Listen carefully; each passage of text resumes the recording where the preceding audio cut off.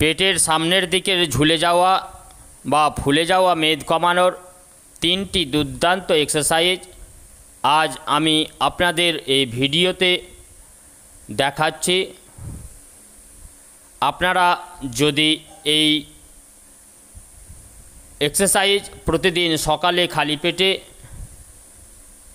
50-50 করে 3টি রেপিটেশনে করেন, তাহলে আপনার ঝুলে যাওয়া বা ফুলে যাওয়া বেলি ফ্যাট 100% 20 দিনের মধ্যে কমে যাবে।